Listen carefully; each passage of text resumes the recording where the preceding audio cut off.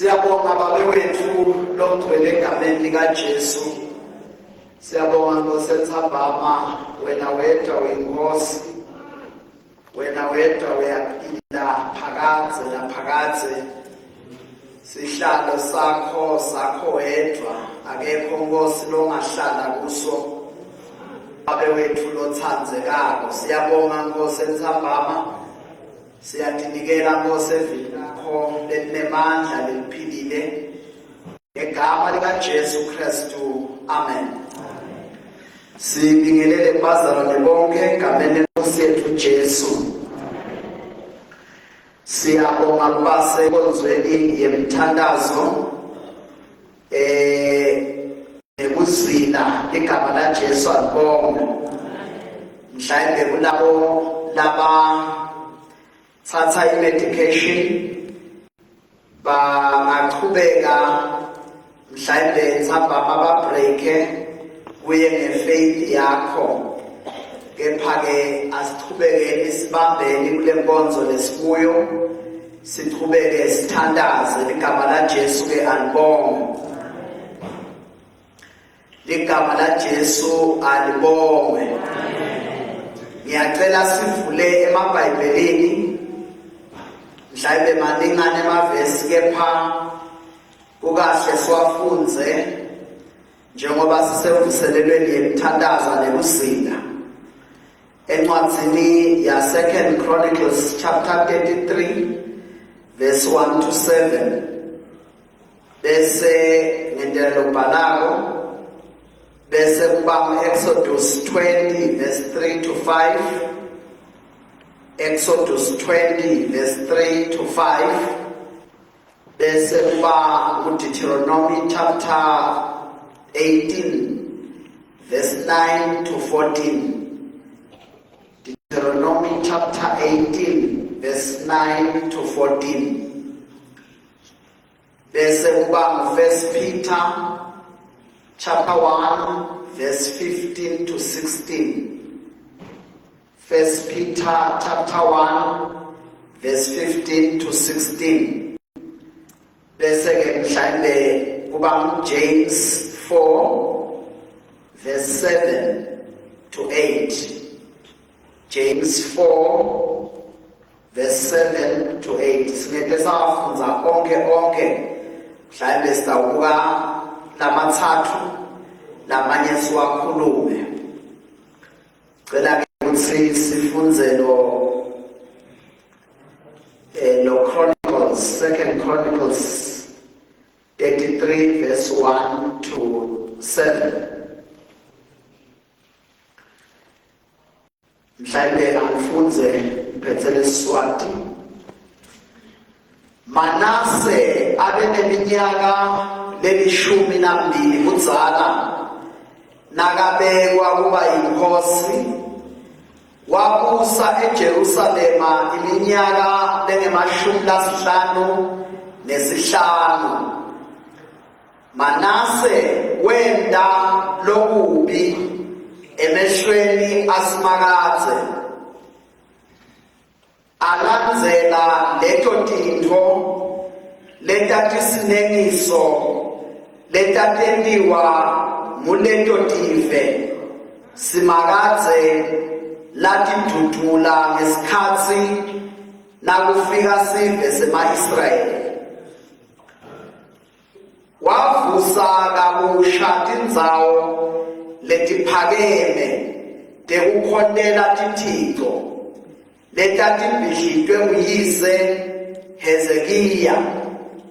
Waphindze wakha emalati abhali, wamisa netinsika ta-Ashera, wakhotsama wakhonda tonke tinkhanyeti tesibhakabhaka. Wakha emalati ekhatse thempelini lasimakadze.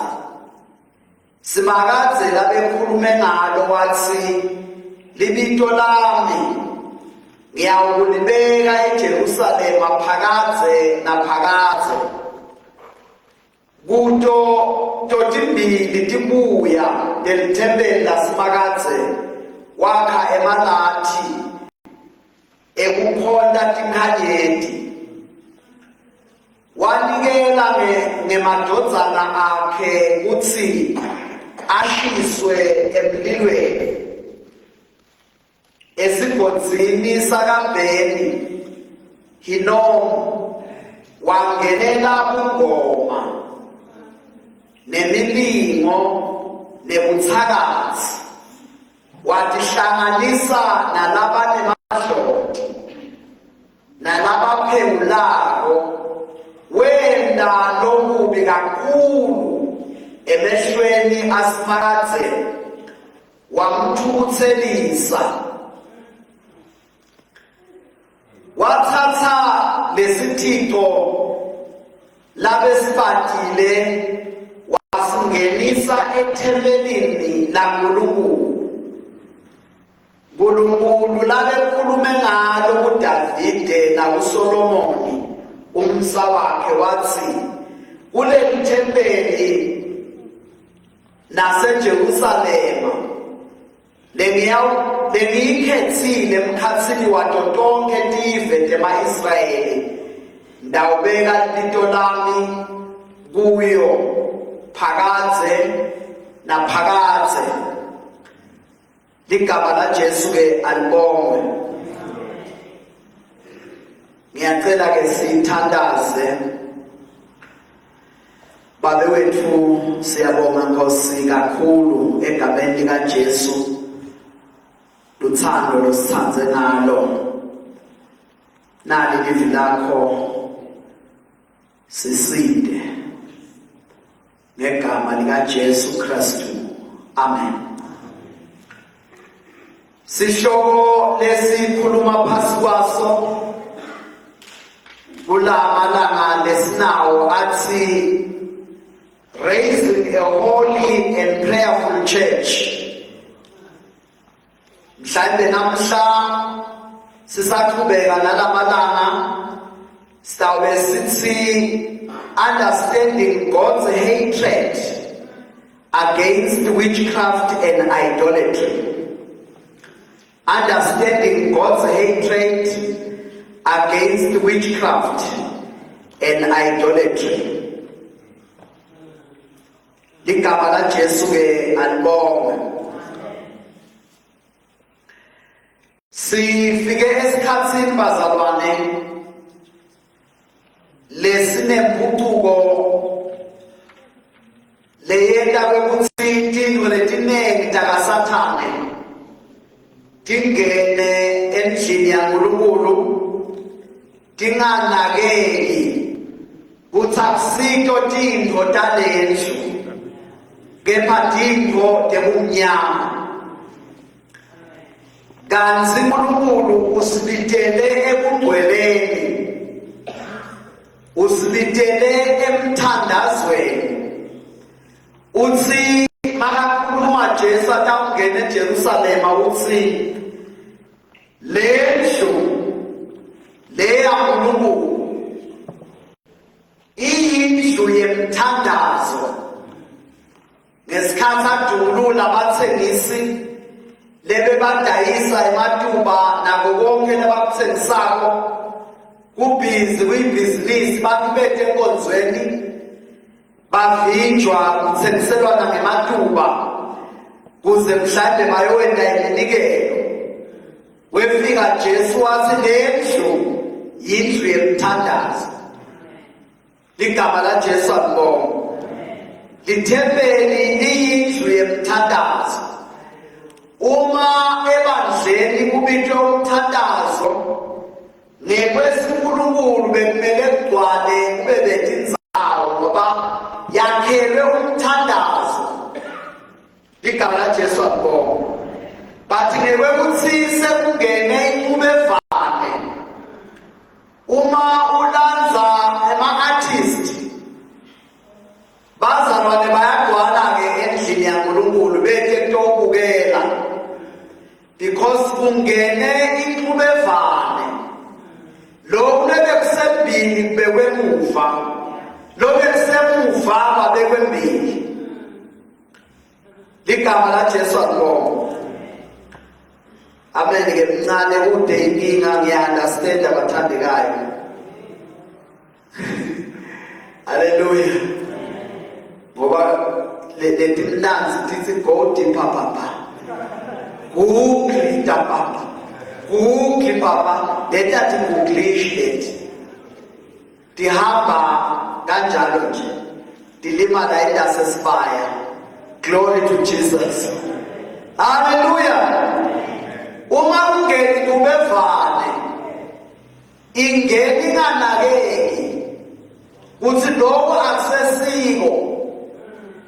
Ligama la Jesu alibonga. Uma bekukhona into lekumele ibandla liyibeke embili kunazo tonke tintfo letendiwe ebandleni, it's prayer. Because in prayer we confess our sins in prayer. In prayer, we pray for sanctification. Ligama la Jesu alibonga. Emthandazweni lakhona livi laNkulunkulu silikhuluma back to him. Ligama la Jesu alibonga. When sithandaza suke uNkulunkulu simkhumbuta lakushinto kuze uNkulunkulu abe lakushinto. Ligama la Jesu ke alibonga. Mawubuka lonke eBhayibheli bantu uNkulunkulu babikele ekuthenini babuyele kuye. Mase babuyele kuye uNkulunkulu ufuna kube nale communion with God le-continuous lokuhlala mkhunyana naNkulunkulu. So in prayer is one of the very important attributes lekumele ukuthi umzalwane ngamunye atholakala tindile kuyo. Ligama la Jesu alibonga. Noma ungatholakala ungakwadi kuhlabelela kangako, ungakwadi nekufakaza kangako, kodwa makufika ekuthandazweni, ligama la Jesu alibonga, bekumele ukuthi le ngoma kungabi ingoma lokuthi ligugu lemakhono. Mulapho bazalwane emandla bawathola ngoba sibhekene nempi. Lempi lesibhekene nayo ayikho i-battlefield lenye lebekiwe ngaphandle kwe-prayer. Prayer is our battlefield. When we fail to pray, we have failed to fight.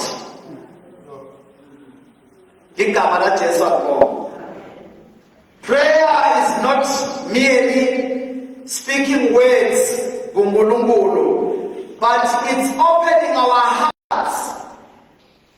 Kule operation yasezulwini kwekuthi uNkulunkulu ayisebele inhliziyo.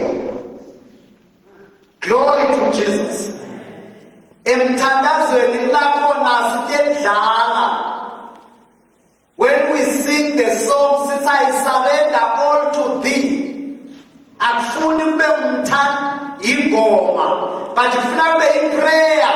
Let's I am laying my heart before the Almighty God. KuseJoni yasezulwini kwekuthi ungene inyalithi kuthungwe la ihlebuke khona. Glory to Jesus. Stohlabela sithi mangikhanye Nkosi mangikhanye Nkosi abantu bakubone kimi bakuthande. Bantu bakubona bakuthande. Ngeke bakuthande uNkulunkulu thina singakuthandi. Asikho ke mhlawumbe kuleyo ndzaba leyo ngoba ijulile naye bakuthiwa thou shalt love the Lord with all your heart. Ligama la Jesu alibonga. Ligama la Jesu ngiyacela libonga. Uthi Mawubo 24 verse 3 to 4. Who may ascend the mountain of the Lord? The one who has clean hands and a pure heart. Kunenthaba yasiphakathi. Kuthiwa ngubani ongagubhukela kunenthaba? Kuthiwa ube ngumuntu olentandla ehlanzekile. Tandla ke tiyabamba, tandla tiyalwa. Shothi tandla letingalwi, tandla letingathathi lokungakafanele tikuthathe. Tingatshinze kungamele tikutshinze. Bese kuthiwa ngilona enhlitiyo lehlanzekile. Ngoba enhlitiyweni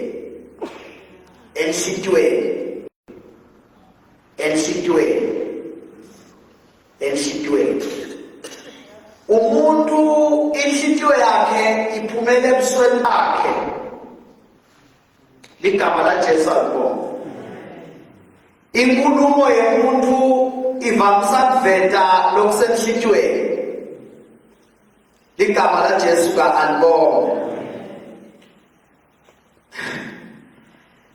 La sifunze khona abazalwane, iBhayibheli lendlela liveta ngayo isho ukuthi sonke bazalwane njengoba esilapha nalabangekho umuntu nje lophilayo unencwadi lebhalwako ngaye. Lo mlando esuthola konje kuthiwa Manase umntwana waHezekiya, ubhalwa kuthiwa waqala kubusa ana-12 years. Bese kuthiwa wenda lokubi emehlweni asimakazi.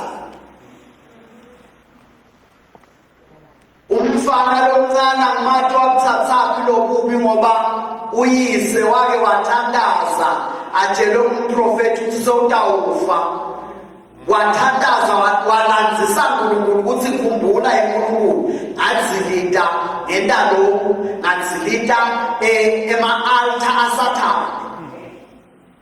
Ngabuyisela sive saNkulunkulu ukuthi sibuyele kuwe. Wathi uNkulunkulu hayi ngiyakhumbula konke lokwentile sengivele ngiyakungedela. But wathumela umprofethi ukuthi buyele umtshele ukuthi ngimnika lo mnye 15 years. Just because i-record la isho kimi nami ngiyayati. Kepha loyo mntwana lotana kuloyo muntu kaNkulunkulu ana-12 years abekwa nje ubhala kuwenda lokubi. Angimazi lo mfana kuthiwa ayitholaphi lento.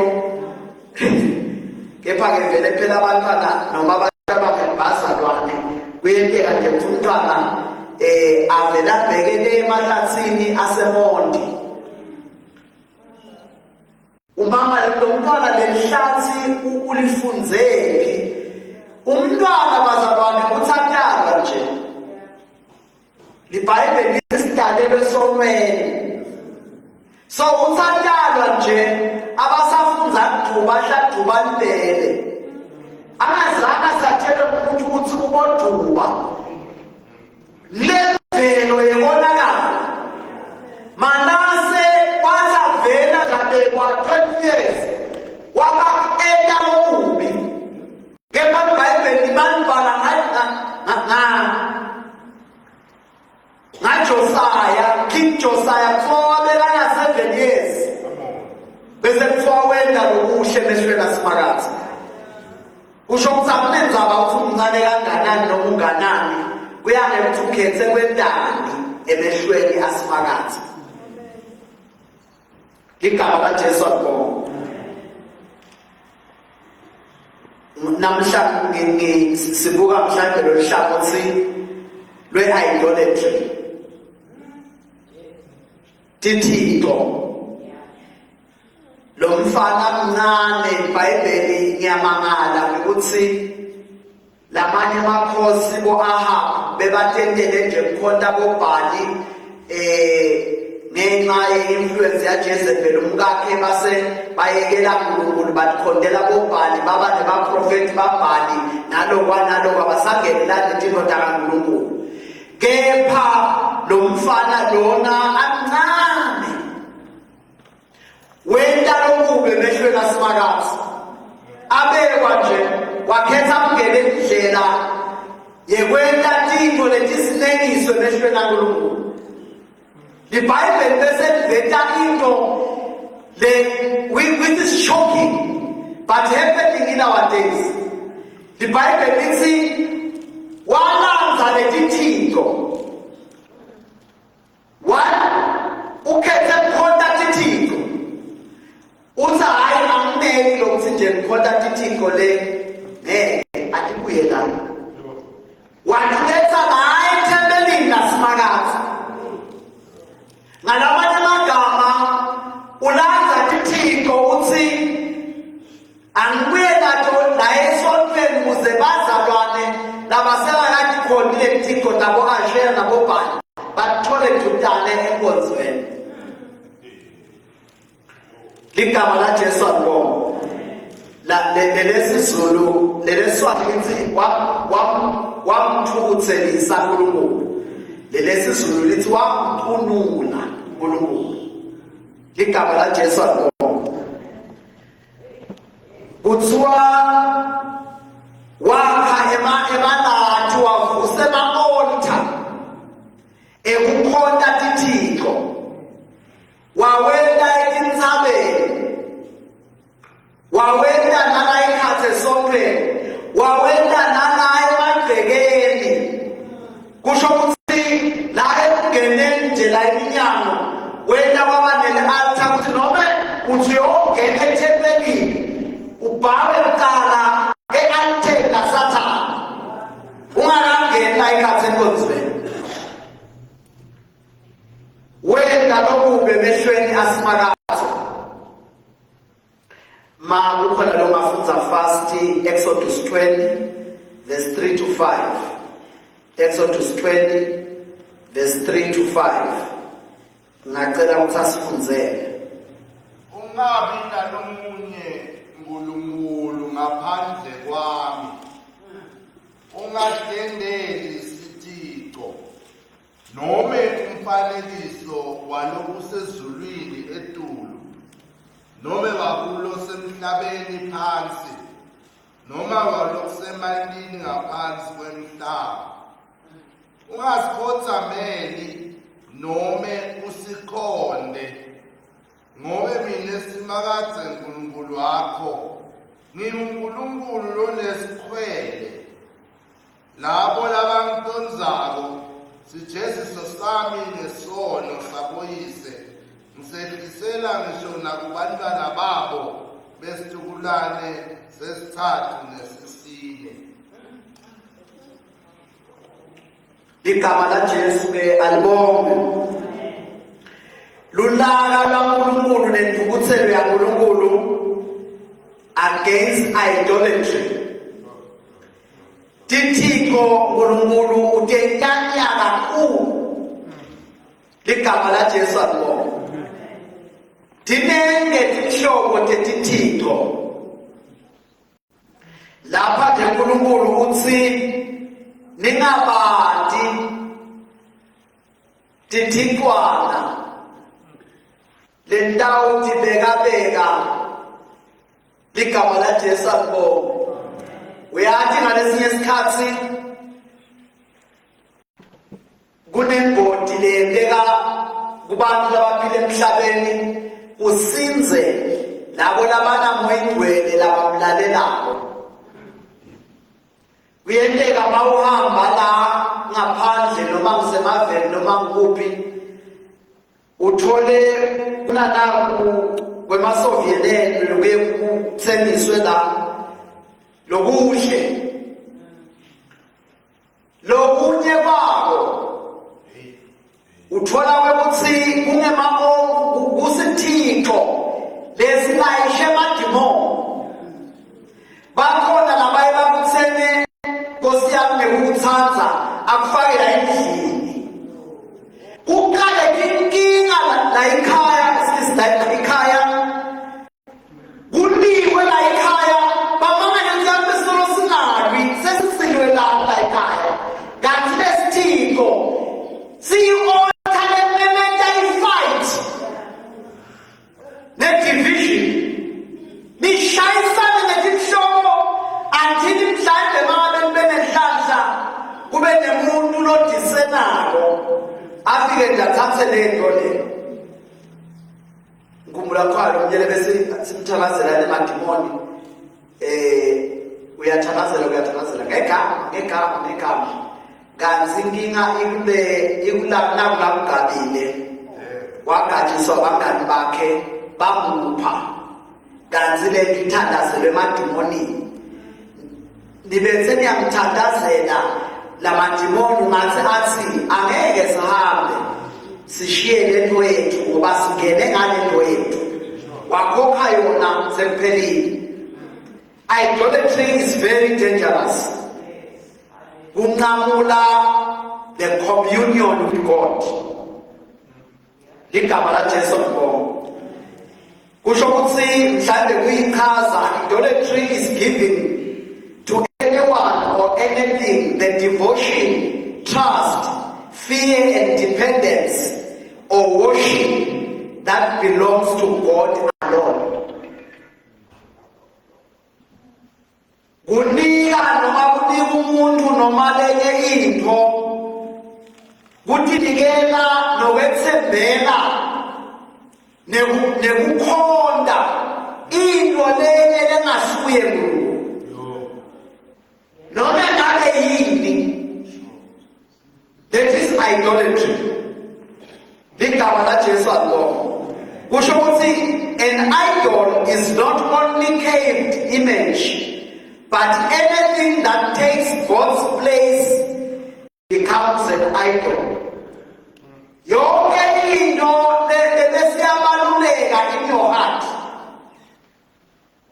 it becomes an idol. Ligama laJesu alibonga. Forms of idolatry ikakhulu nasesikhathini lesiphila kiso kungaba dingo letibatiwe njengoba sesishido, kungaba futhi kukhonda emadloti. Ligama laJesu alibonga. Noma kukhonda tindlu letitsitwe emashrines kukhonda emadimoni. Noma ke ema-objects njengoba sekubekisile labanye basebenzisa ema-ring, labanye basebenzisa ema-shades lathandazelwe kaSathane kuhambisa umoya webumnyama. It becomes an idol. Bayisebenzisa kunga ikumbi ebantu ikakhulu abasha ngoba bayathanda umanyathelo bayabathola-ke. Ligama la Jesu alibonga. Mase umzadlana so understand that indoda komoya ubese uyathi ukuthi ungetowabe ugijimela into lekhali lemanyamanyatela komoya ezulwini swala ugolide siyabe sinyathele entikwalo. So uba content ngaNkulunkulu. Ungabe ungeka into temhlaba usathanda kusebenzisa kungabantu.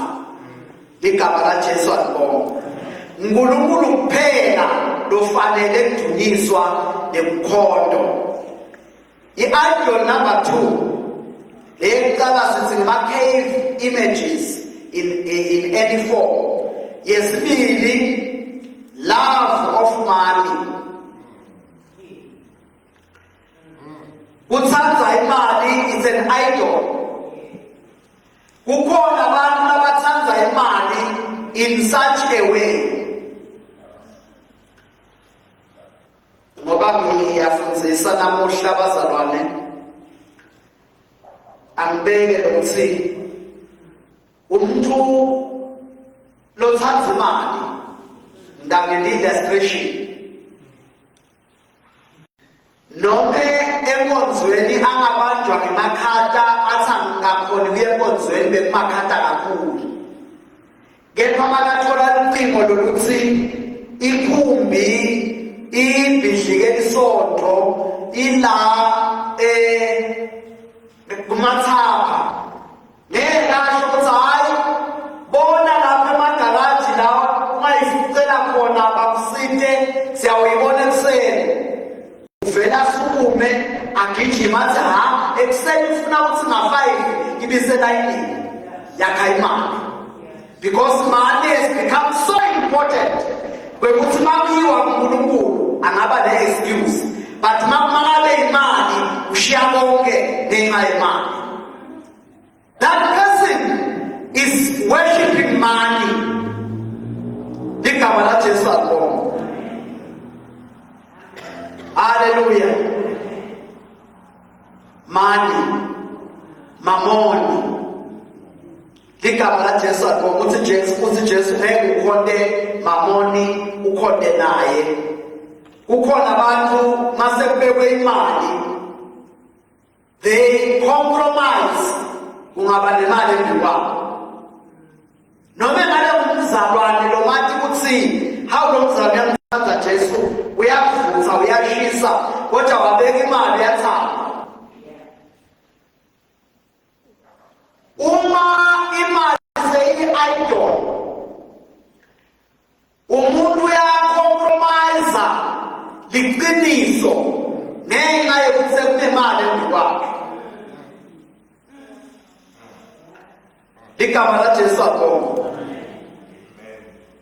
Mangabe kunethenda bangamtshela ukuthi kuze uthole le tenda ufuna ukuthi 1-2 uthi uNkulunkulu uyabona nawe ezulwini abafuni netenda ngendaba labakushoko manje ngithole nayithenda. Akethembi ukuthi angathandaza uNkulunkulu akunike le tenda.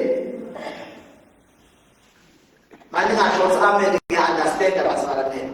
These are hard truths. Ligama la Jesu alibonga. But mangabe ume eqinisweni noma ungafikelwa busika uyathi ukuthi utawuthatha 3 months kuyendlula.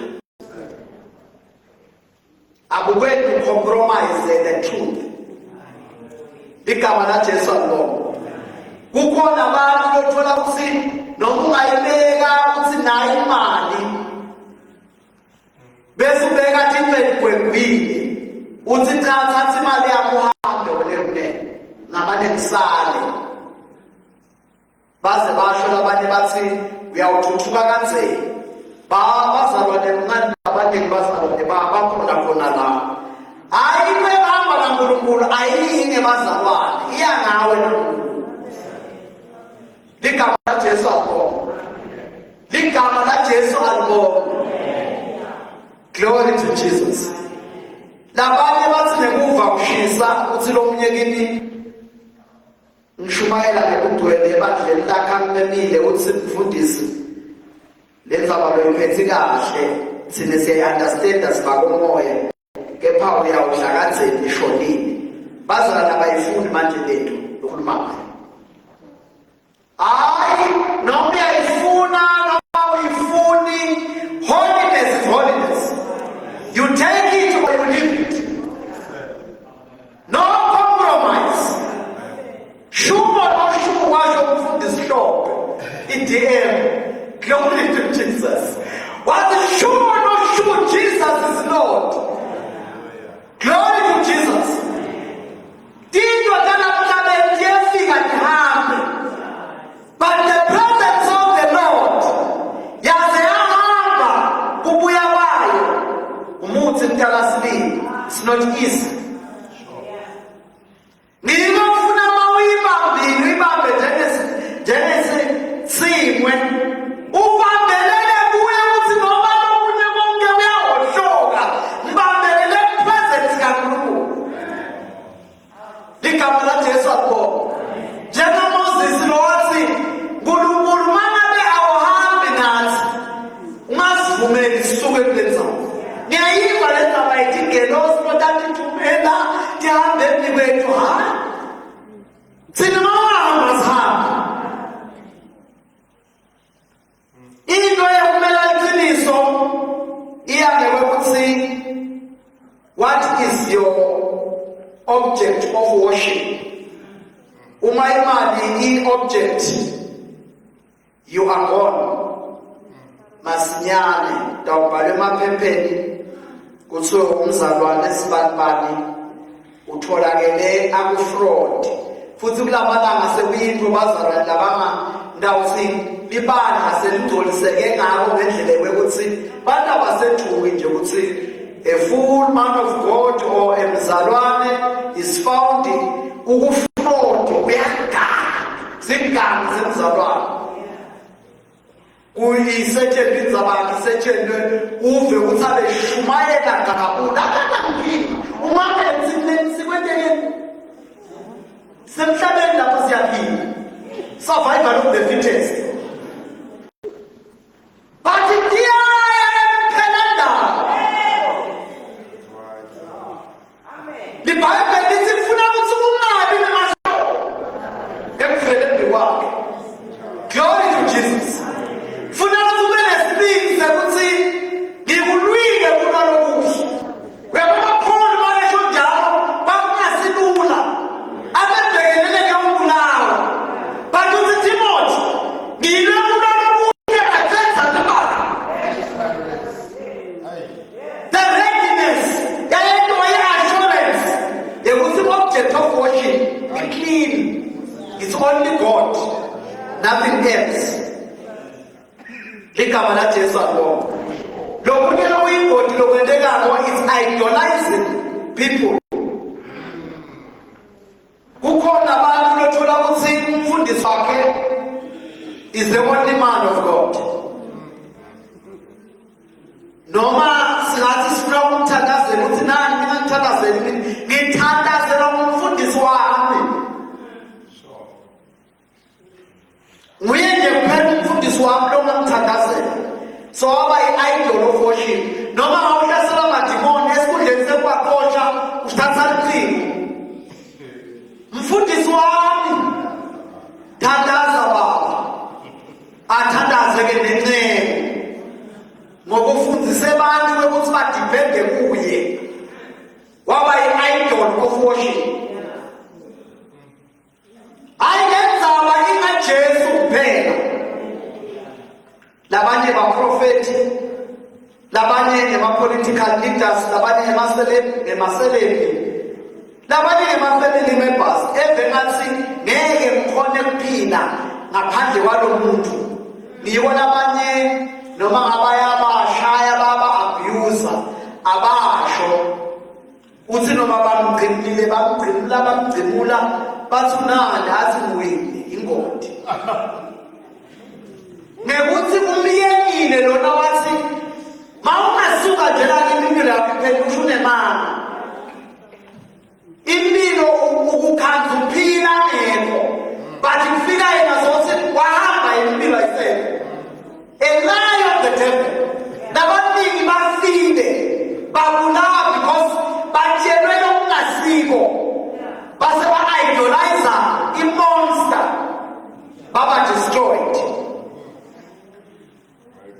ligama laJesu akho.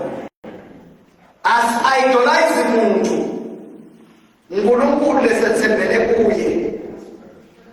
Uma siyakuthandazelwa asithi ngoba since is the only man of God, sitamba kuhlolifi.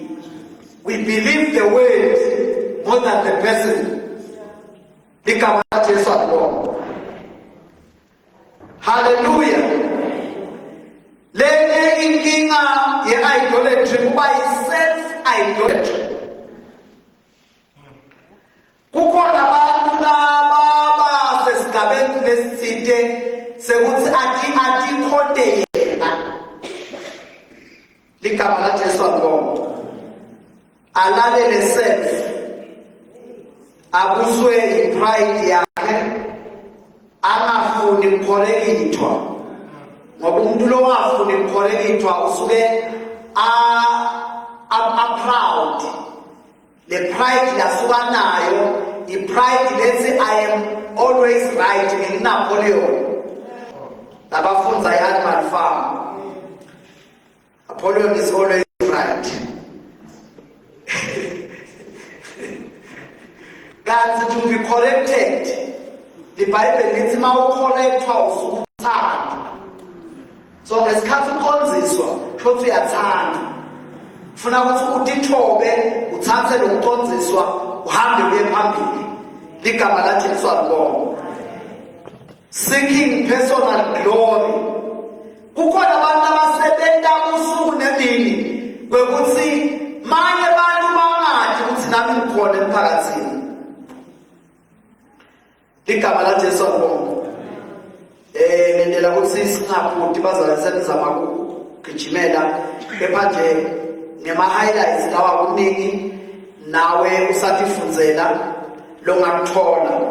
Lenye i-idol kuba i-education, kube i-career, kube ibhizinisi lebese replace uNkulunkulu. Bese ngeke ngathinza ngebhizinisi labanye ukhanza ukuthi i-career bayiphakamise abayinkulu kakhulu kunaNkulunkulu.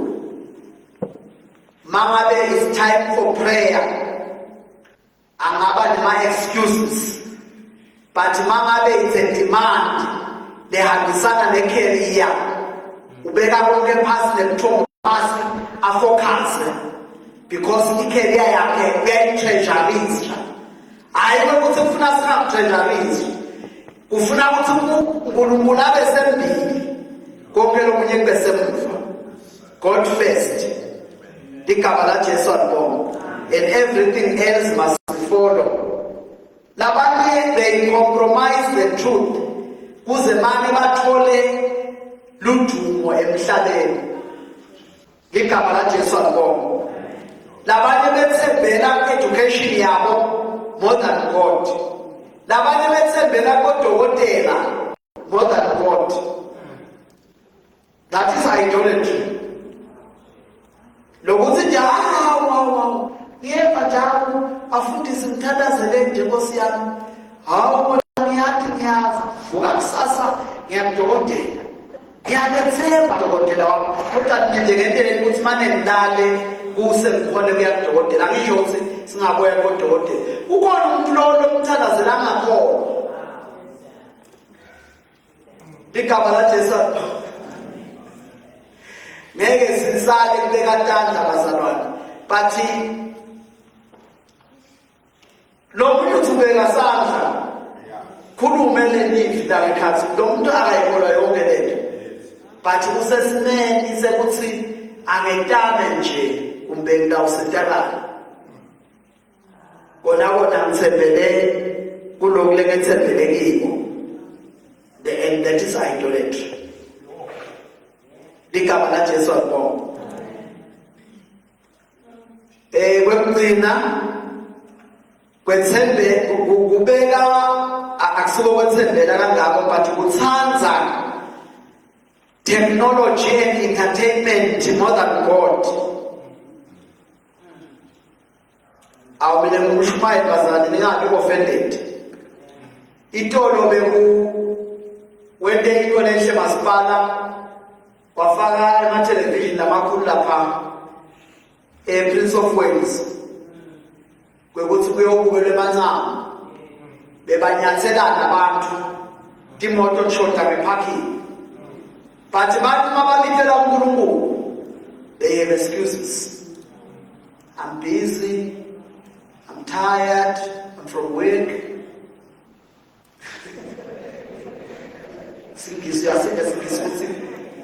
Ngase usho uthawuvele osiyami is from work, I'm tired. But itolo baphume emasontweni bebatsiniwe mabaphumela emasontweni but abakatsinwa mabaya le egaming. Angisho ukuthi bazane batoni la bayegaming, cha angisho njalo. Ngisho ukuthanza into kakhulu namanje. Mase sisasiyeni sitothandaza sikhulume naJehova. Kuvuke my excuses. Mase sikhuluma nababe. Why? Kuya ngokuthi ubekephi lo nkulunkulu kuma priorities. Ngikhuluma nje ngemshumayeli phela. Enikahle ukuthi ukhulume kanjena kuze kuthi nami ngikwaNkulunkulu kungatholakala ukuthi ngacompromise ngesaba ukuthi batawuva labakamasipala bese angisatholi favor, angiyifuni favor yomuntu, iba yelanga linye, ngifuna yaNkulunkulu. Yebo favor uNkulunkulu bantu babaforce ukufeva. Nginika isecret namuhla. Uyabona umuntu angafeva namhlanje phela. But wafeva uNkulunkulu noma efika kumiphinile. Wena nabo bantu leyo philosophy ekilo. Bamthathe nje ngoba ngathi bakuthanzelana angithandweni bazulu. Ayala ukuthi bazofika uke bhakala. Funa lokho. Kunefuna kindle phela ilanga linye. Glory to Jesus. Entertainment and technology. Bantu abaningi kubathethe bakwende kwaba so precious empilweni zabo kwedlula lokuthanza uNkulunkulu. Ligama la Jesu akho. Ligama la Jesu akho.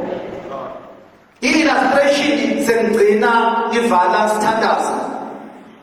Ngingathi nine observer kwekuthi bantu baspenda isikhathi lesinganani ku social media compared to prayer. How much time do they spend in prayer or the way they're reading the Bible? Na ku social media. Elo madimoni kelembile Satan sebenza nje ma strategy zakhe. Madimona akelembile. Ngesikhathi ubukati incwadi kaSololivi buthonga uthi wavula iBhayibheli ufunda chapter yeqala lesibili uqala kuthi kuthi yasemfunzile Jesus. Hallelujah. Amen. Bathi kuzuphumeke sekufuna ukuthi ifuke. Nekuthi you are prioritizing God more than anything else. And this is a discipline. Akusiyo into lefikela malula. Sitawubeka kusasa. Kodwa ngisabuka lenzaba ye-idolatry uNkulunkulu akasiside. Njengoba besemthandazweni kazalwane as a church. Ndawufela sithandaze iminute nje linye. Bible lithi dithobele. Yabona chapter 4 verse 7 uJakobe James lithi asithobe phasi kwesandla saNkulunkulu lesinemandla bese lithi asimelane naSathane utasibalekela. Sathane uyamelwana naye nemadimoni lesithi phuma but Sathane siyamresist ngoba uyakhona kwembatha ingubo ungathi naye uyakholwa kanti akakholwa. Ngicela ukuthi sithandaze kanye embi kwaNkulunkulu kwekuthi uNkulunkulu njengelibandla sifuna wena wedwa. Mthandaze ube mfisha nje. Sifuna wena wedwa. yonke imimoya yebudloti, yebunyanga, yebugoma ngegama likaJesu siyendelana nayo, ayidzingeki kulendlu. Empeleni we are praying according to scripture, wekuthi may God expose all wizards and witches. Ligama likaJesu alibonga. All those who practice magic, abeNkulunkulu babe arrested by his enemy. We are praying for holiness and the presence of God in our midst. Singema labafuna kuma noma uhleli phansi singathandaza. Babe wethu longcwele simeka lekanye inkosi njengelibandla. Sivuma tonke tiphambe kotethu tekuhlubuka nekukhonta oself, nekukhonta abantu labatsite, neku-idolize tintfo letitsite lesititsandzako. Babe wethu longcwele siphendukela kuwe, sifuna wena ngegama likaJesu lophilayo. Simelana nemimoya yebuthakathi, simelana nemimoya yemadloti, simelana nemimoya yentangoma, simelana nemimoya yekugula, simelana nemimoya yekuphengula. Out ngegama likaJesu. This is the house of God. This is the holy house of God. This is the holy house of God. This is the holy house of God. Glory to Jesus. Sifuna wena wedwa Nkulunkulu. Sifuna kukhonza wena wedwa kulendlu. Ngegama likaJesu Kristu lophilayo. Babe wethu lothandzekako, thululeni